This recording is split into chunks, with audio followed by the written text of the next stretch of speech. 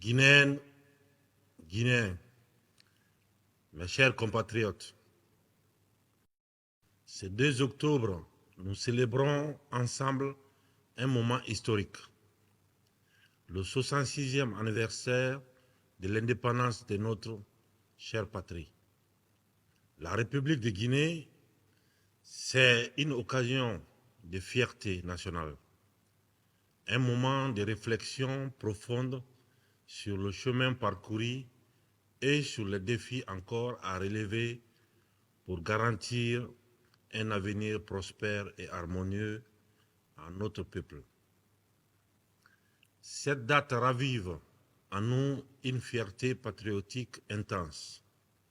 En tant qu'État souverain, elle nous rappelle aussi notre engagement de bâtir une nation fraternelle, réconciliée et épanouie, reposant sur les valeurs cardinales de paix, d'unité et de cohésion nationale.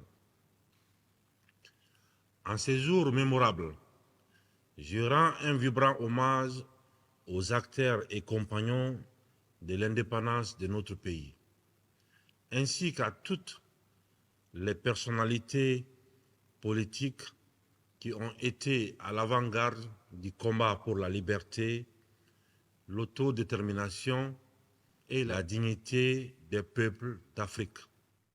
Je tiens également à saluer les forces de défense et de sécurité pour les sacrifices qu'elles consentent chaque jour davantage pour la défense de notre intégrité territoriale et pour la valorisation de notre drapeau partout où elles sont appelées à servir pour préserver la paix dans le monde.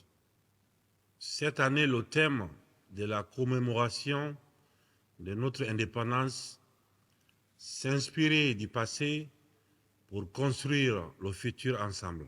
La Guinéenne rend hommage à la femme guinéenne.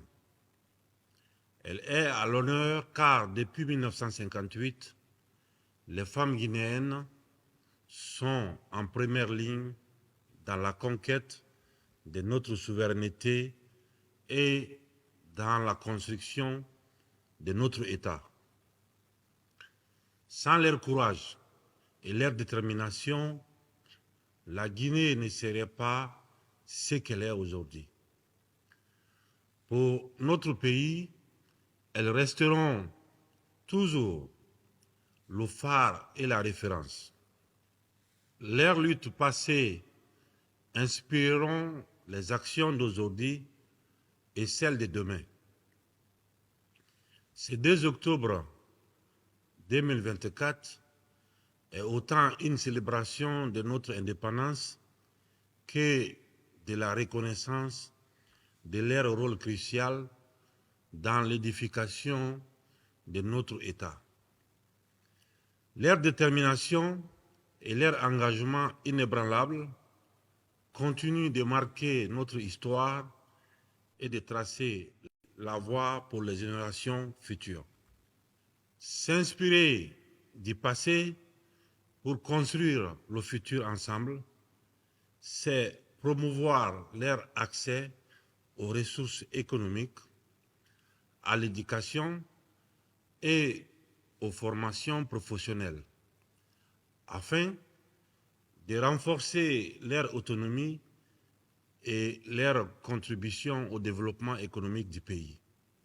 C'est dans ce cadre que nous avons créé en 2023 par décret l'Agence nationale pour l'autonomisation des femmes. Nous avons également mis en place un fonds d'appui à l'autonomisation et l'entrepreneuriat des femmes, destiné à financer des projets dirigés par des femmes et à leur fournir des microcrédits pour les aider à lancer ou développer leur activité économique. Des programmes de formation, d'accompagnement ont été lancés pour soutenir les femmes entrepreneurs. Ces programmes assortis de financement pour les projets les plus promoteurs les offres des compétences en gestion d'entreprise, en leadership et en développement des projets. Le gouvernement a également soutenu des projets de développement communautaire dirigés par des femmes, notamment la construction de marchés, des centres de formation et d'autres infrastructures qui bénéficient directement aux femmes et aux familles. En outre, le gouvernement a collaboré avec des organisations non gouvernementales et des agences internationales pour financer des programmes visant à améliorer la condition des femmes, notamment dans le domaine de la santé, de l'éducation et de l'autonomisation économique. Ces différentes initiatives qui seront poursuivies et renforcées témoignent de notre engagement à améliorer les conditions de vie des femmes et à promouvoir leur participation active au développement économique et social du pays. Le gouvernement mettra un accent particulier sur l'éducation, la santé reproductive, l'éradication des violences basées sur le genre et l'autonomisation économique des femmes. Guinéennes, Guinéens, chers compatriotes, nous célébrons cet événement dans la joie. Nous devons nous inspirer du passé pour construire le futur ensemble avec optimisme. Car malgré les épreuves de ces dernières années, marquées par des événements comme l'incendie du dépôt pétrolier de Kaloum et les inondations qui ont frappé la Guinée, ainsi que plusieurs autres pays de la sous-région, notre peuple a fait preuve d'une résilience exemplaire. Je voudrais réitérer mes condoléances à tous nos compatriotes qui ont perdu des proches lors de cet événement douloureux.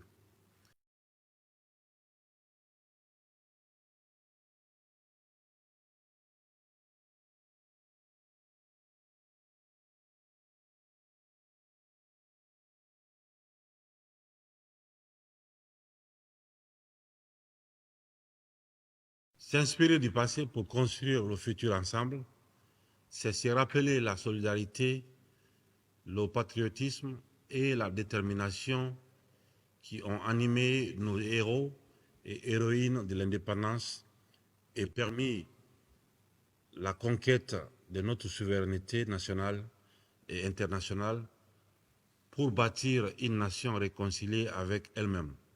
Aujourd'hui, notre responsabilité est de poursuivre l'œuvre de nos héros de l'indépendance et d'en préserver l'héritage.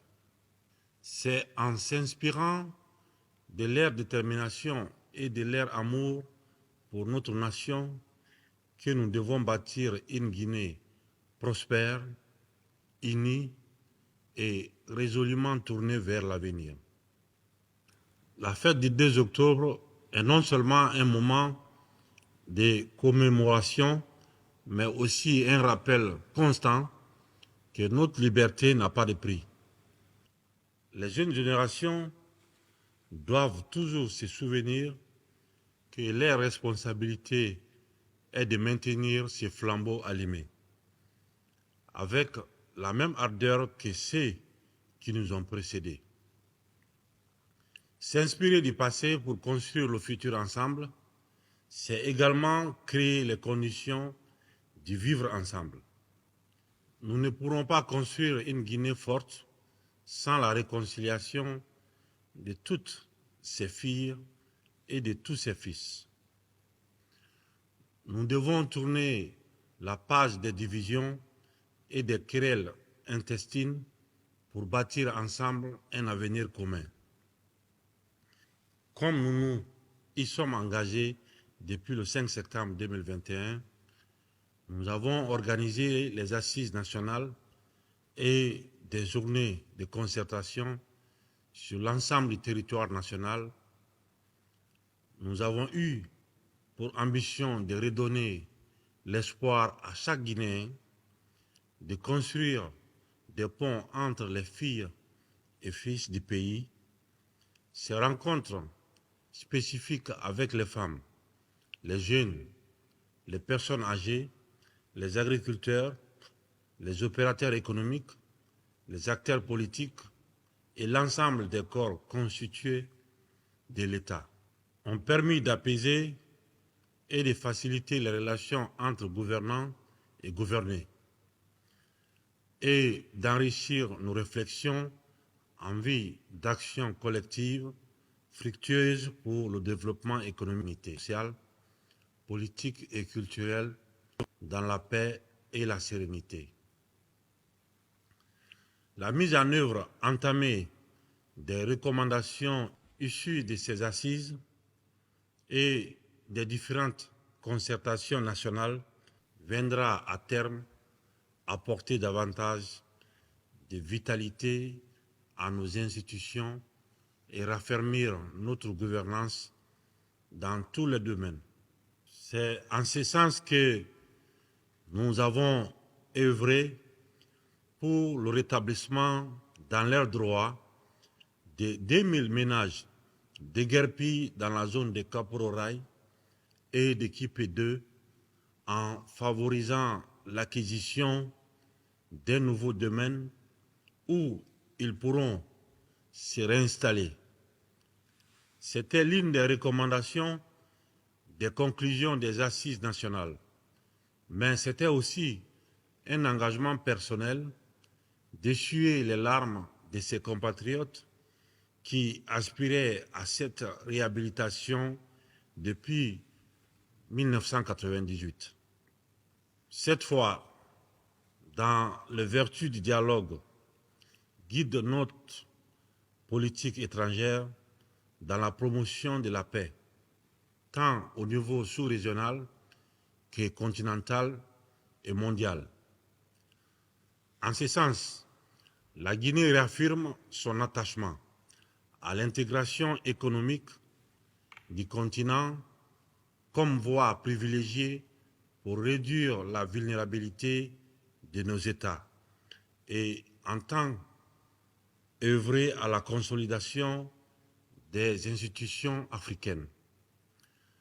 Elle reprend toute sa place dans le concert des nations et continuera à jouer un rôle de premier plan dans les organisations internationales africaines.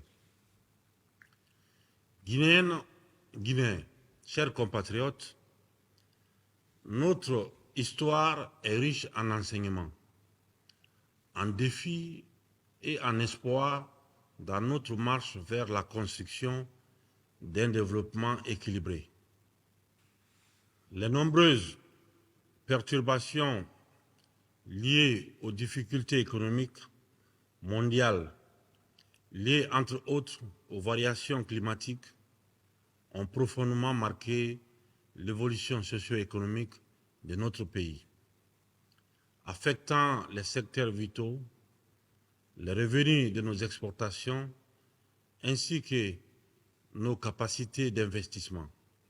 Malgré ce contexte difficile, des acquis importants ont été réalisés grâce au dynamisme du monde rural, du secteur privé et des services publics.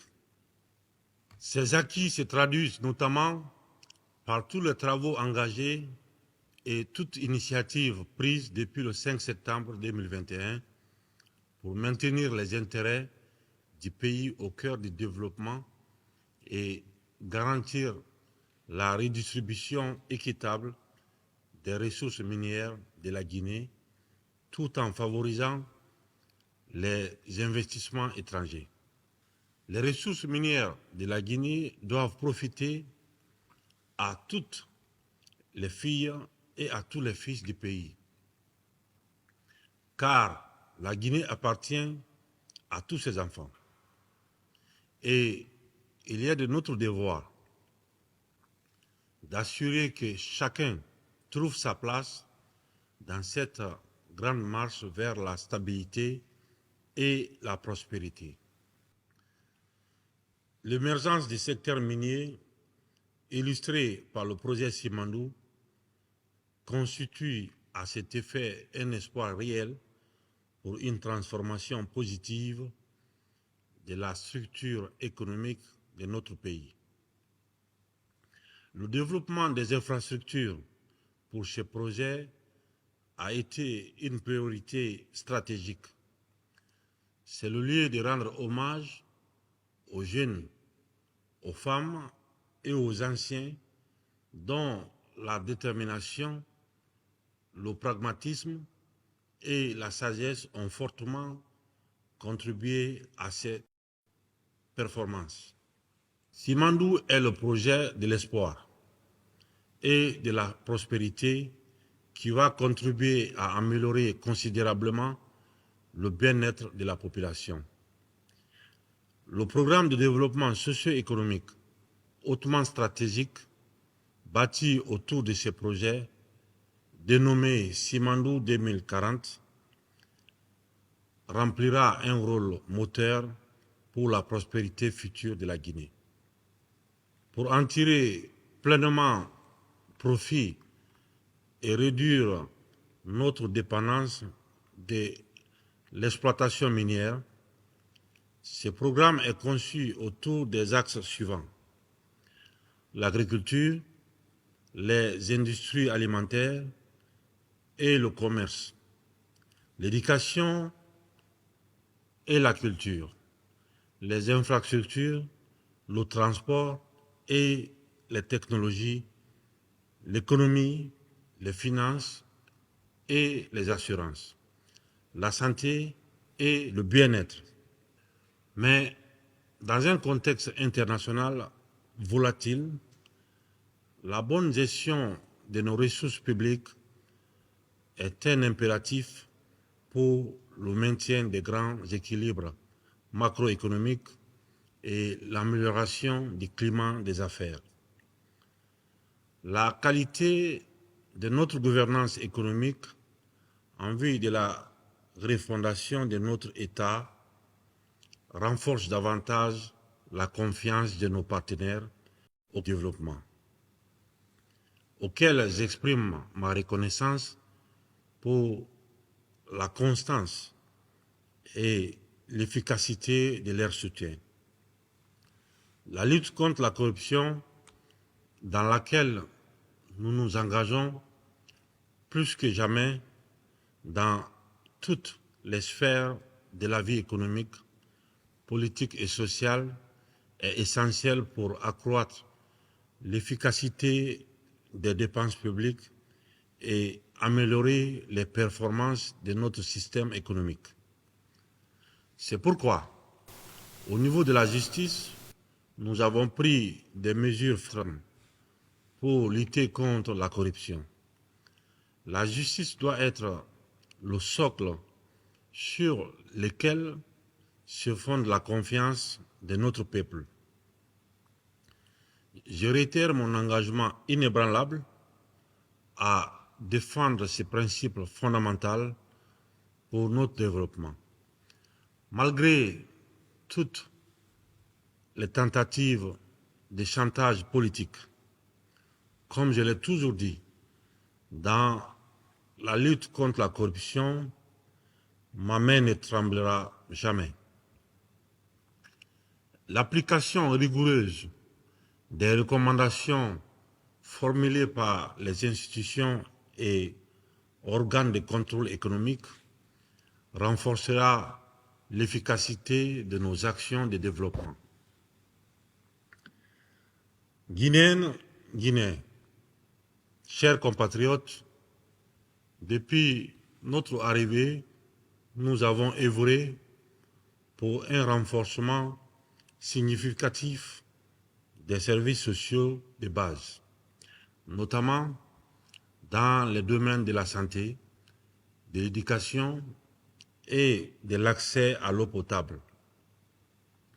La construction d'établissements sanitaires et la rénovation des centres de santé à travers tout le pays illustrent notre volonté d'apporter des soins de qualité aux populations. Même dans les zones les plus reculées, nous avons également entrepris de moderniser nos hôpitaux et d'assurer un accès aux soins universels. Ces efforts se poursuivront pour accroître l'offre de soins. Le renforcement de l'accès à l'eau potable fait également partie de nos priorités. Des infrastructures hydrauliques ont été construites ou réhabilitées dans plusieurs localités afin d'améliorer l'approvisionnement en eau, un facteur essentiel pour le développement humain et économique. L'éducation, qui représente l'avenir de nos enfants, demeure également un pilier fondamental pour le développement de notre société. Nous avons investi massivement dans la construction de nouvelles écoles, l'amélioration des infrastructures existantes et la formation des enseignants. Nos efforts pour promouvoir l'éducation pour tous, sans distinction, sont désormais visibles dans chaque région. La promotion de la formation et de l'emploi des jeunes sont des priorités absolues pour mon gouvernement, qui vient d'achever les recrutements dans la fonction publique. Le gouvernement a aussi fait de la réhabilitation et de la construction des routes une priorité pour désenclaver les zones rurales et faciliter les échanges commerciaux à travers le pays. Plusieurs projets de réhabilitation des axes routiers ont été lancés, notamment la réfection des grands axes routiers reliant Conakry aux principales villes de l'intérieur du pays.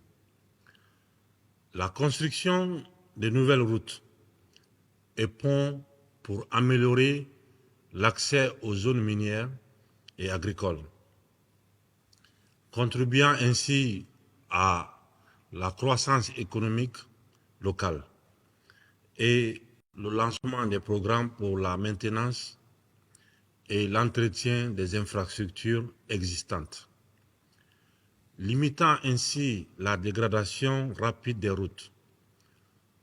Nous continuerons à accentuer les efforts.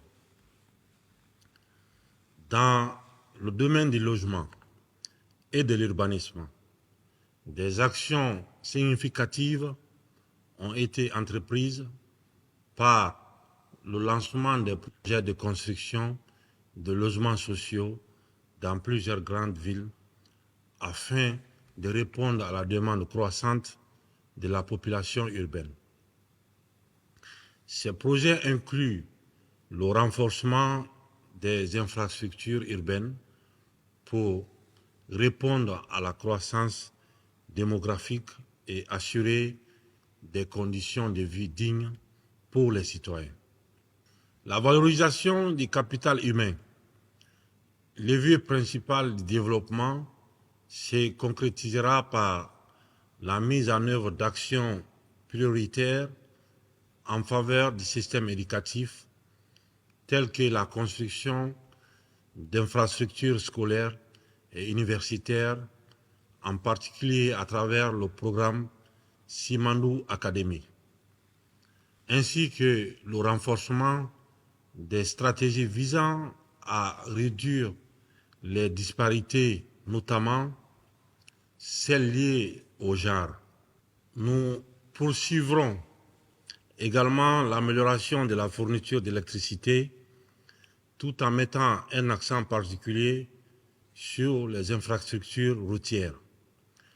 La construction et l'aménagement des pistes rurales et d'ouvrages d'art dans toute la région. Autant d'impératifs pour consolider le processus de décentralisation. Chers compatriotes, nous devons entretenir notre sens élevé de patriotisme et cultiver davantage la fraternité, la solidarité et le vivre ensemble pour concrétiser notre ambition commune de bâtir une nouvelle Guinée. J'exprime ma profonde gratitude aux pays amis, aux partenaires techniques et financiers et à toutes les communautés étrangères dont le soutien constant renforce notre mouvement déterminé vers le développement.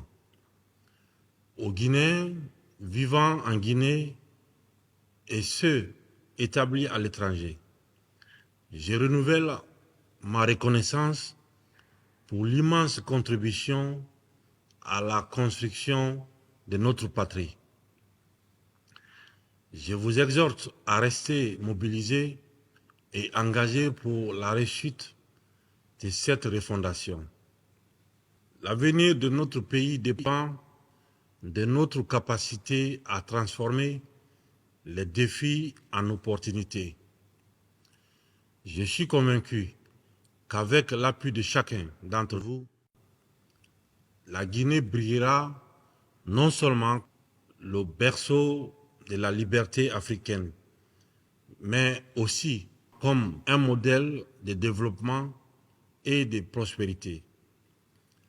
Je suis convaincu que si nous restons unis, si nous faisons preuve de patience, de tolérance et de respect mutuel, notre nation sortira renforcée de cette période. La Guinée que nous léguerons aux générations futures sera une Guinée de paix, de prospérité et de progrès. Ensemble, nous pouvons écrire cette nouvelle page de notre histoire. Que cette fête de l'indépendance soit une occasion pour chacun d'entre nous de se rappeler les sacrifices consentis pour notre liberté. En l'honneur de ceux qui ont lutté pour notre souveraineté et pour l'avenir de ceux qui porteront l'héritage de notre nation. Engageons-nous avec enthousiasme sur les vastes sentiers de l'édification d'une Guinée nouvelle, forte et épanouie. Je souhaite une bonne fête de l'indépendance à toutes et à tous, en s'inspirant du passé pour construire le futur ensemble et faire rayonner la Guinée, notre paradis, terre de recherche et d'innovation. Que Dieu bénisse la Guinée et les Guinéens. Vive la Guinée, unie et prospère.